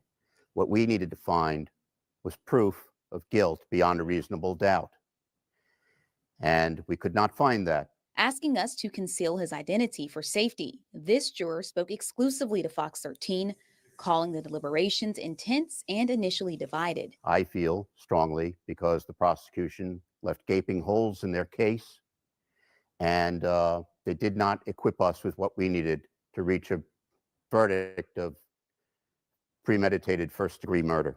Adams claimed he was in fear for his life when he fired the fatal shots in a home recording studio. He even took the stand and testified in his own defense. Criminal defense attorneys not involved with this case say these kinds of cases are always tough for prosecutors. Especially in a case like this, where you have a defendant who takes the stand and he tells the story and he looks the jurors in the eyes in a convincing manner, explaining why he felt that it was necessary for him to act in self-defense and kill them before he could be killed. He was not justified in his actions when he shot and killed Trayvon Albury and Daniel Thompson. The juror we spoke with says the state didn't present sufficient evidence to prove otherwise. The prosecution, while it's not required to provide a motive, didn't provide a motive. So we had to say either this young man, for no apparent reason, got up and executed in cold blood these two men who he may have come there with or may not have come there with, or his story. He says instructions were clear. The state must prove premeditated murder beyond a reasonable doubt. So the jury voted to acquit Adams, even though it left at least some of them with an uneasy feeling. To have to free someone when you thoroughly believe he probably was guilty, it's a terrible thing to do. I even said to one of the other jurors, the other jurors stated that he'll be back here. And I said, yes, but then there'll be another body. And less than 3 days after his acquittal, Tampa police would find the body of 22-year-old Elena Sims feet away from her young son sleeping. Police would quickly link Adams to her death, alleging he lured her there, then shot and killed the pregnant woman because he didn't want to be a father. When this juror heard that news, it came as quite a shock, even though I expected at some point he might reoffend. I didn't think it would be just a few days after we acquitted him. He believes the next jury Billy Adams faces will be in a better position. We had to follow the law, and I'm glad that in this second case, this second trial, there will be apparently overwhelming evidence of his guilt. The next jury will be able to take this person off the streets for good. We received a statement from the state attorney's office that reads in part, while we respect the verdict of the jury in the prior case, we disagreed with it, and that is why we prosecuted him. We will continue to work with TPD to prosecute him for these latest crimes. Adams was denied bond in the most recent case, where he's also claiming self-defense. Police say Adams admitted to the latest killing after the stories he gave him didn't add up. Interim Police Chief Lee Burkaw called the crime unthinkable and expressed hope that the arrest would bring some form of justice to Alana's grieving family. The legal proceedings against Billy have been highly scrutinized. The Hillsborough County State Attorney's Office announced its intent to seek the death penalty, citing the brutal nature of the crime and Billy's history. However, the case became legally complex due to Florida's revised death penalty law, which now allows an 8-4 jury vote recommendation for capital punishment rather than a unanimous decision. Billy's defense team argued that applying this new law to his case would violate constitutional protections since it was passed while his case was pending. Judge Mark Kaiser ruled that the 8-4 threshold would apply, potentially setting a precedent for other capital cases in Florida. Meanwhile, Billy's attorneys sought to limit public access to evidence, arguing that extensive media coverage could taint the jury pool. While a full gag order was denied, a temporary protective order was granted, preventing the release of discovery materials for 30 days after they were turned over to the defense. Billy's behavior after his arrest also drew attention. Initially, he demanded a speedy trial, filing a motion to waive his attorney's objections and stating, "I do not consent to the waiver of my speedy trial right." However, he later withdrew this request, likely realizing that his defense team needed more time to prepare given the overwhelming evidence against him. Public outrage surrounding Alana's murder has been significant. At a court hearing on February 13th, what would have been Alana's 23rd birthday, her friends and family filled the courtroom, holding funeral pamphlets and fighting back tears as Billy was denied bond. Judge Margaret Taylor ruled that he was a danger to the community and would remain in custody. Alana's murder has sparked broader discussions about Florida's self-defense laws and the death penalty, with some questioning how Billy was acquitted of 2 previous murders only to be arrested for another killing days later. Adding another layer to the case, newly released court documents suggested that Billy may have ties to gang activity. While prosecutors have not publicly disclosed details, legal experts speculate that any gang affiliations could be used against him during sentencing. The case against Billy continues to unfold, with prosecutors presenting extensive evidence that contradicts his claims.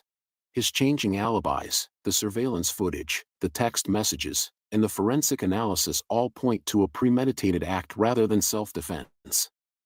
If convicted, Billy faces either life in prison without parole or the death penalty. Alana's family remains devastated by the loss of both her and her unborn child. We were expecting another beautiful soul, but it was taken from us interruptly, like very too soon. So I didn't lose one, I lost two. But I don't know why they let him out, especially with the charges that he had. Just because you want to see a bright future of somebody because they're young, don't get past about what the charges, because there's family that's hurt. I'm gonna be there every day because my daughter can't speak, but I can. As they fight for justice, the Tampa community continues to follow the case closely, awaiting the final verdict that will determine Billy's fate. The tragic murder of Alana Sims and her unborn child at the hands of Billy Adams was a devastating and preventable loss. Alana, a young mother full of life and hope for the future, should never have had her trust betrayed in such a horrific manner. For Alana's family and loved ones, the pain of her loss will never truly fade. Her son, who was left in the car that night, will grow up without his mother, forever affected by an act of violence he was too young to understand. Her friends and relatives are left mourning not only her absence but also the dreams she never got to fulfill. Thanks for watching. See you next time.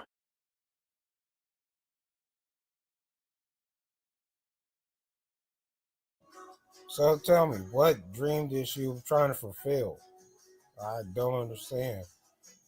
And mind you, what did I see? What did I actually saw? Tattoos on her mom, no father in her life. And this is what you get when it comes to dating a Pookie and Ray Ray. You have like that light skinned Keisha dating a dude that actually not only killed her, but killed, wow, take that back, deleted her and deleted the baby outside her womb.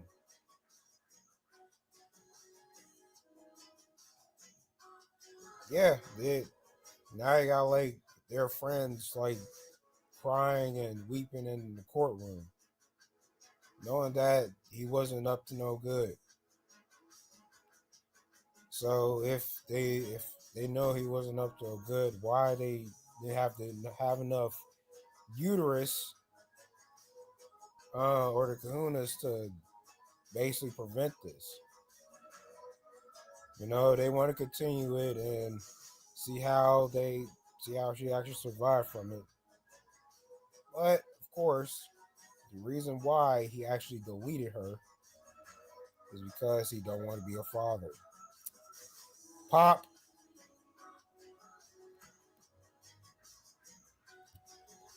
Yep. Go ahead. All I gotta say is, again, fixed binds, fixed binds, fixed binds. You guys keep getting a relationship with these women. You guys keep giving women, keep giving, keep getting these women pregnant, and then you have to go through a situation like this, a situation where you have to defend yourself, a situation where it's become a headache, become stressful, a situation that jeopardized your freedom. Hell, he got off 2 times, luckily. Anybody else would have been convicted of a felony. Their rights probably would have been taken away, and they probably would have got a whole lot of time in jail. Anything that jeopardizes your freedom, get away from it. People get away from it. A lot of these guys don't know that these women can jeopardize your freedom. You keep, you know, feeding them what they do and try to entertain these women. Well, it'll go left real quick. I don't entertain these women. I leave these women alone. I don't have no conversation with these women. I leave these women alone. A lot of these guys want to have conversation with these women, be friendly with them, instead of just, again, fixing binds or just receiving service when it comes to food service. Yet you choose the route of hanging out with her, going to the movie theaters, getting her nails done, going out to dinner dates with her, and then you do this long term, and then long and behold, you end up having problems. we can't stress this enough to say, leave these women alone, have sex with them. That's it. A lot of these guys want to go far and beyond, get to know the woman, want to try to create a life for the woman and do all this other crap. And throughout history and now, it creates problems. Either she gets you deleted or you delete her. It becomes a problem. That's why, again, I'm more stricter when it comes to women and any other thing else. Oh, why are you so strict, PBD? Because I don't want to jeopardize my freedom and I don't want to catch no charges. If you're tired of women, just leave them. Just leave these women. Use them and leave them. That's about it. Or just have nothing to do with them. You go ahead. Yep. I did see this the video you gave me on the private. I did see this before, and it just brought to me again that her female friends know the previous criminal charge that he has, but they left her alone. They don't want to. I mean, especially the mom. Like, I mean, if I was the mother, like hearing that, like I would, it would have been a red flag to me. You know, remove her from him. I mean, that would have been a grand opportunity, like to live with your mom if he's in jail. If I was her, that's just me. But her mom thinks like, it's okay. Then he repeated, and this time your daughter's gone. She is like floored, unalive. She can't move. Yeah, she got popped, and a newborn baby. And on top of that, the kid that was inside the what is them called? Them not cradles, but passengers seats in the back. Now he can't live without mom. The father is in the father's in jail because of him. I mean, stick to, like I said before, and I'll say it, keep saying it. So just stick to like what you love to do. Like these relationships are temporary. And on top of that, women are never, ever, ever, ever, ever, ever single. So you just have to, put your best foot forward, become the better version of yourself and enhance on your mental health. So, you got anything else, Black Pill? All I gotta say is, go keep preaching his message. When we get tired one day and no longer preach his message, it'll still be preached by somebody else. But for the guys who still want to date these women and get married, have kids by these women, it's just gonna be the same fate over and over again. These women do not love men. They use men for what they got, and we should do the same thing to them. Hang on to a woman all day long. Don't go to the park with her. Don't go to the fair rides with her. Do nothing for her. You guys do stuff for these women, and then sooner or later, they with another guy, or they just say, you know what, I had enough of you. All this is temporarily. That's about it. And just to add on, I was forgot about to say. This goes back to remind me of that video that Bay Male Police, that one panel on his live stream talking about legacies. Yep, that legacy was well cut off short. That wasn't no legacy. That was just one and done. So where's the legacy now when that kid grows up? You have to like register in his mind, replaying and re-record what happened to his mom. Because now that kid got to live with the episode the rest of his life. And as a result, of course, he lives with his grandmother. But, this is Western society, Western women for you. I'm just going to keep doing live stream like this on Sundays. Because this is actually fun, but at the same time, this is more teachable and giving you instructions of, not trying to mitigate yourself and not being like getting bamboozled, being a loving relationship that is real fake. And I'll keep saying this too. Like, this is why these romantic comedy movies or romantic films y'all watch, it's all a scam. Because what they don't really tell you or what they don't really display on the movie is what? Those two words, child support. So if you want to continue to, have kids and pursue a relationship and don't even think anything negative or something harmful happened to you, better think twice. I'm telling you. It only takes one thing, aka get a girl pregnant.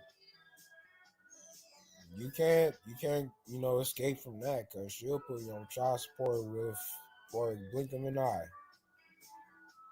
Go ahead. One last thing to say. Even if these programs do go away, because Trump making some huge changes. Oh yeah. Even if these programs go away, women still find a way. They still find a way to win.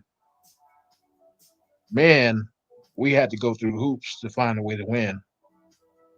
But the easiest way for a man to win is to not deal with the dangers that comes in our life. Getting screwed over that comes in our life. We know what they are, but men see it and it's like, oh, that ain't gonna happen to me. And when it end up happening, then you regret and say, you know what, I should have never done that. Yep. That's about it. Yep. Yeah. All I say is, I know this sounds scap or, be brutally honest, just pay for sex. That's all you got to do. That's That's all you it. got to do. I mean, trying to get a girl pregnant and pursuing a relationship, worst comes to worst, you don't even really know that baby is yours. Even though there's reality shows and courtrooms and stuff, but still, it actually plays a critical role of teaching you like the ins and out of a woman. No pun intended, but um, but they but society don't really go with one on one with men when it comes to female nature. They don't. The media doesn't tell you you know what female nature is all about. The closest thing, however, is of course what we have, YouTube. So that's the closest media we have.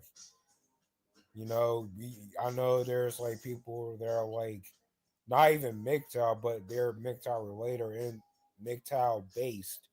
That'll tell you things about female nature. I mean, blue pill, purple pill, they'll tell you lies. They'll tell you complete opposite. And they're no different from just romantic movies. I mean, that's the best way to like describe it. But man, just be safe. You know, don't go to clubs or bars, or don't even go to single events. because these single events are pretty much extremely ludicrous. You can't you're not gonna get anything out of it at all. All it is getting bland conversations. That's what I'm trying to say. One sided and it's one dimensional. So why go to these events when it's actually sunny outside and you could do like adventure somewhere where you can learn something new? That's all I gotta say. I'm pretty much done. It's just like you guys need to stay single. We don't tell you to stay single for. We tell you to stay single for a reason. You guys see it, but still want to get married, still want to have kids. What's the point of even having kids or being in a relationship when the relationship benefit the woman? Having kids by you, it benefits her. She's still getting paid by daddy government, and they still getting money like it's candy. We gotta actually work hard for us to get money. True enough, it's gonna stop, but we gotta work hard for us to get money. Men, that is, we gotta work hard to get what we get twice as hard. Women got it easy, so men, we don't have it easy. Unless you doing day trading or winning lotto or something like that, I can understand that. But I'm talking about the guys who have to just really get up there. We don't have it easy.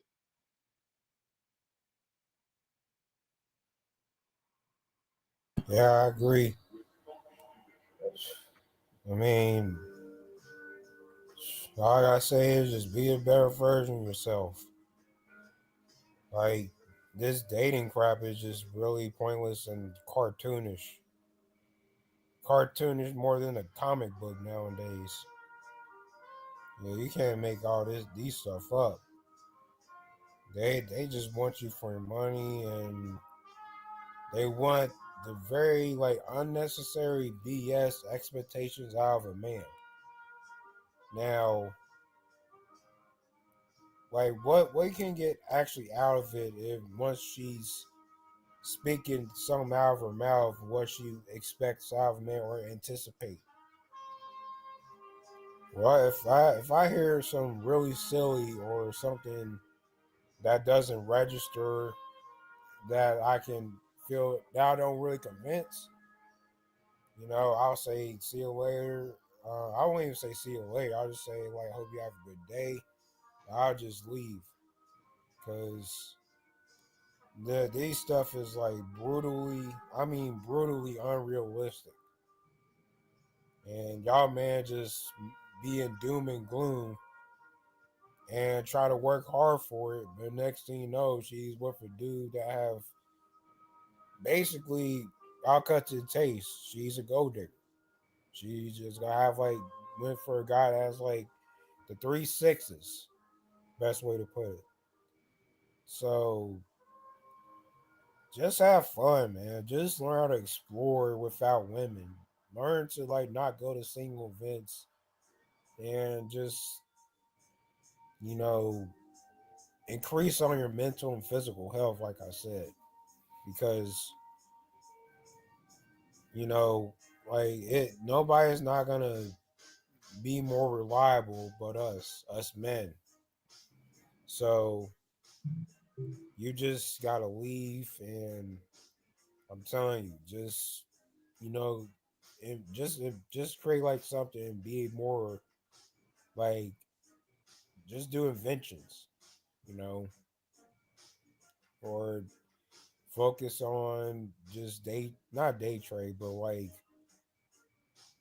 something more useful or like more have like a stronger sense than women.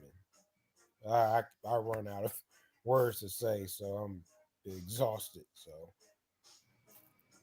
Pretty much, just stay single. yeah, Whatever these women want, hey, I'm trying to fix mine. If she say no, then oh well. right. Who Yep. cares what they want? I know I don't. I mean, I don't care. Like, if they wanted something, it's real obvious. It's nothing surprising. Like, because us men, we actually adapt. Women, same thing. It's just the same old stuff. It's nothing different, unless there's something more. Like I said, if there's a new invention that's coming out, then yeah, of course they're gonna gravitate towards it. But us, man, we're not materialistic. We actually love to invent things. So it's no point of trying to chase a woman, and when she's like having do something behind your back, you left traumatized and desensitized. So there's nothing special about women. The only thing they good for is laying on their back. That's it. That's basically it. I have nothing else to say about that. I pretty much ran out of gas, man. Same here. There's nothing I can think of to talk about, but Tank on empty right now. We'll be back next week.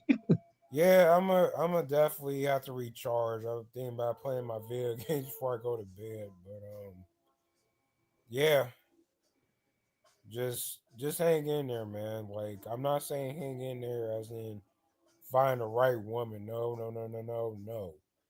I'm saying like hang in there as far as just be the better version of yourself, and just figure out ways to like just be more healthy. And it all starts in the mental than physical. So sex is nothing, like I said before. You just gotta live your life. All right, then. I know you ran out of gas, so I ain't gonna say any last words. So, I guess we just said what we just said, so it's no point. But all, anywho, you guys, huh? What you about to all I say? gotta say is that leave these women alone. Yep. All guys out there, leave these women alone. But you still go date, still go get married to have kids. Mm-hmm. Yep. Those are false accomplishments, to be blunt. But anywho, we'll catch up next week. More videos to come. I can't really do videos around weekdays because I have like a full-time job. So unless I'll get let off early, I don't know. But I get really burnt out like after work. So just need my rest, need my caveman time, if you will. So all right, see you guys next week. Stay strong. Okay. All right, see you, Black Pill. Yep. All right.